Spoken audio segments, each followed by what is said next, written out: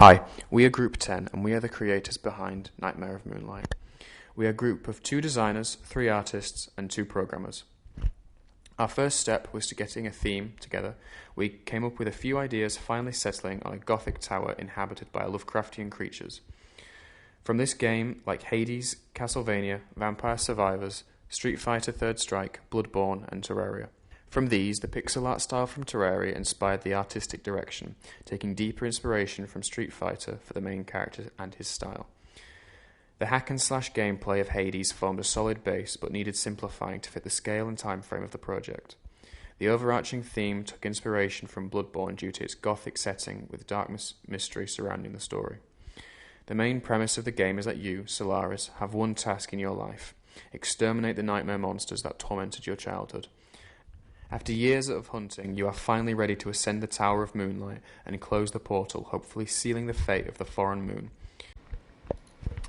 Each member of the team brought their wide range of skills to the project, with the artists using Photoshop and Aspirite to achieve the pixelated aesthetic. Items such as chairs, tables, and the player character, to name a few. The creation of sprite sheets for our worms, slime, and the longer.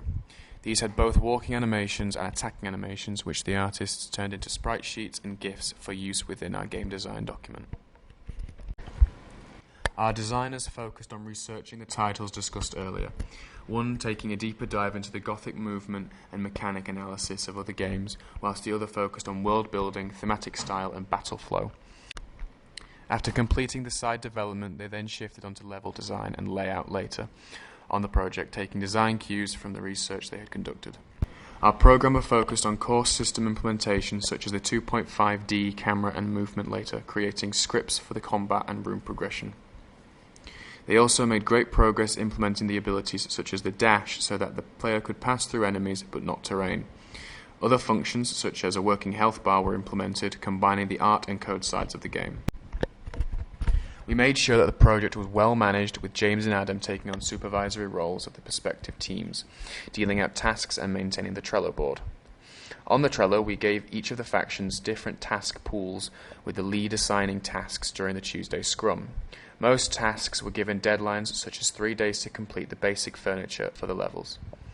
Whilst in the Tuesday scrum, we discussed any delays that the team might be facing and came up with contingency plans on how we could adapt the scope so that the delays weren't too detrimental.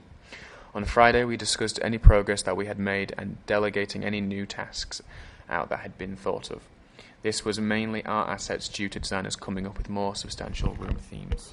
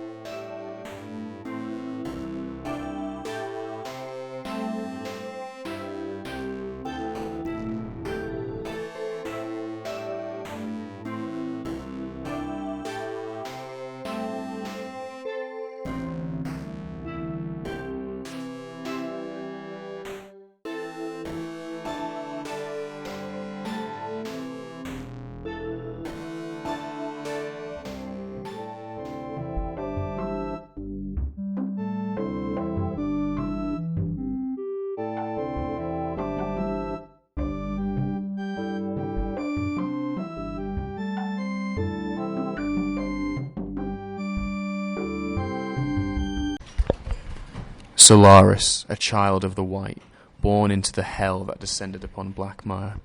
He was found in the cold streets of the market district, abandoned as a child. A young peasant woman found him seconds from death as the moon gazed upon him, burning him down his right side. He was raised in the pipes of Blackmire, a system of underground sewage streams and catacombs. His surrogate mother taught and raised the boy.